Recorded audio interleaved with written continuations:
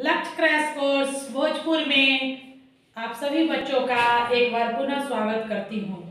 बच्चों, मैं आपको अर्थशास्त्र का आखिरी अध्याय उपभोक्ता जागरण एवं संरक्षण का पहला भाग पिछले वीडियो में पढ़ाई थी। आज मैं उसी अध्याय को आगे बढ़ाते हुए उसका दूसरा भाग लेकर के आपके सामने पुनः उपस्थित हूँ। बच्चों, इसके दूसरे भाग से भी मैंने कुछ महत्वपूर्ण प्रश्नों को लिया है जो अक्सर माध्यमिक पर बोर्ड परीक्षा में पूछे जाते हैं, तो हम जिन पर हम बारी बारी से चर्चा करेंगे। शुरू करते हैं बच्चों। इस अध्याय का पहला प्रश्न हमने लिया है कि उपभोक्ताओं को उत्पादकों द्वारा कैसे प्रलोभित किया जाता है। यानी कि जो उपभोक्ता होते हैं, जो वस्तुओं और सेवाओं की खरीदारी करते हैं, तो उत्पादक लोग उनको कैसे प्रलोभित करते हैं, इसके विषय में ये प्रश्न है कि उपभोक्ताओं को उत्पादकों द्वारा कैसे प्रलोभित किया जाता है। इसका उत्तर होगा बच्चों कि उपभोक्ताओं को उत्पादकों द्वारा विभिन्न प्रकार से प्रलोभित किया जाता है। विज्ञापन के प्रचार के द्वारा, जैसे तरह तरह के विज्ञापनों के प्रचार करके उत्पादक लोग जो हैं वो उपभोक्ताओं को प्रलोभित करते हैं। जैसे उनका विज्ञापन होता है कि एक वस्तु की खरीद पर एक मुफ्त, दूसरा होता है कि पुरानी वस्तुओं के बदले नई वस्तु, तीसरा होगा कि नहाने के साबुन में सोने के सिक्के, तीसरा होगा कि इसका चौथा होगा कि वस्तुओं के साथ अनेक इनाम घोषित करते हैं, जैसे टीवी, फ्रिज, मोबाइल इत्यादि का देना कि इतने कीमत की सामग्री यदि आप खरीदते हैं तो उसके बदले आपको कूपन मिलेगा जिसमें टीवी, फ्रिज, मोबाइल या कुछ भी हो सकता है। इस तरह के प्रलोभन दिए जाते हैं। इसके अलावे वस्तुओं का अभाव, अशिक्षा, ये सब चीज भी होती है जिसके द्वारा उत्पादक लोग जो हैं वो उपभोक्ताओं को प्रलोभित करते हैं। हमारा दूसरा प्रश्न है कि कुछ ऐसे कारकों की चर्चा करें जिसमें उपभोक्ताओं का शोषण होता है।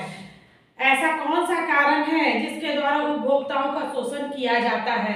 तो बच्चों, इसका उत्तर होगा कि उपभोक्ताओं के शोषण के मुख्य कारक इस प्रकार होते हैं। पहला है मिलावट की समस्या, जैसे महंगी वस्तु में सस्ती चीजों की मिलावट के द्वारा उपभोक्ताओं का शोषण किया जाता है।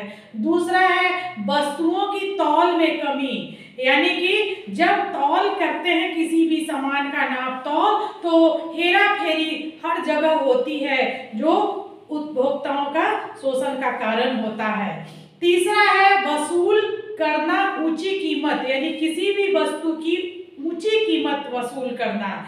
कई बार ऐसा होता है कि कृत्रिम अभाव दिखाकर वस्तु की ऊंची कीमत की वसूली की जाती है। और चौथा इसका है कि नकली वस्तुओं का विक्रय।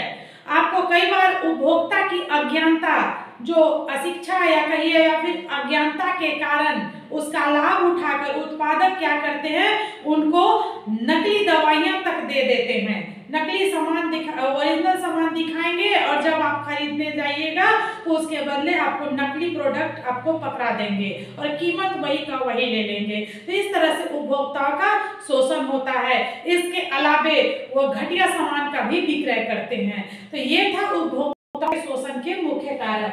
अब हमारा अगला प्रश्न है कि बाट एवं माप मानक अधिनियम कब आया।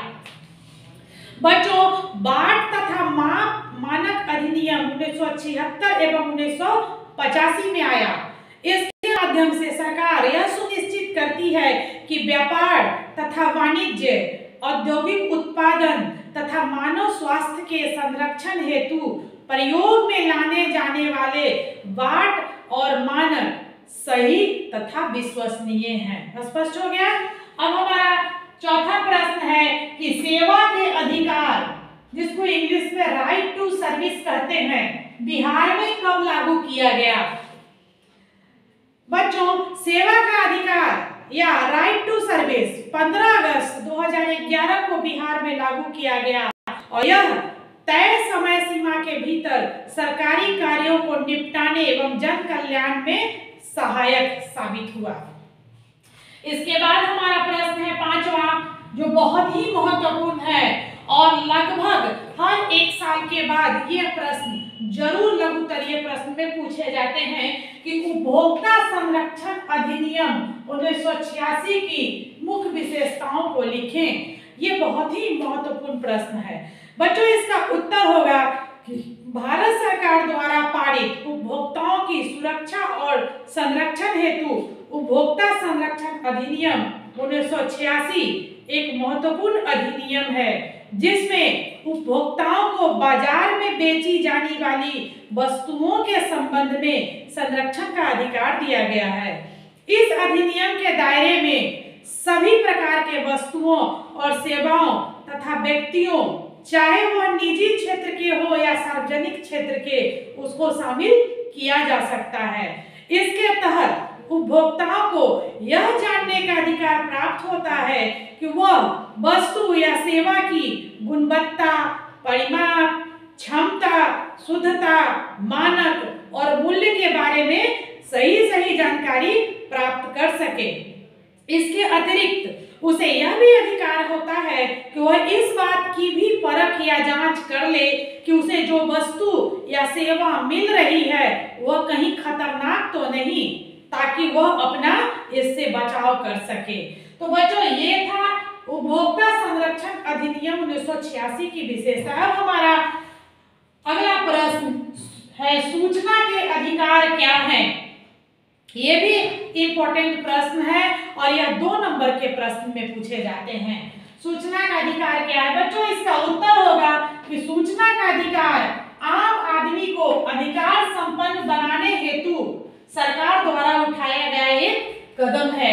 सूचना के अधिकार का तात्पर्य यह होता है कि कोई भी व्यक्ति अभिलेख, ईमेल, आदेश, दस्तावेज, नमूने और इलेक्ट्रॉनिक आंकड़ा आदि से सूचना प्राप्त कर सकते हैं। स्पष्ट हो गया बच्चों? ये था आपका अर्थशास्त्र का आखिरी अध्याय, उपभोक्ता जागरण एवं संरक्षण। इसी के साथ बच्चों अर्थशास्त्र विषय का ये भी अध्याय समाप्त होता है। अगले वीडियो में मैं पुनः आपके साथ उपस्थित होंगी। तब तक के लिए धन्यवाद।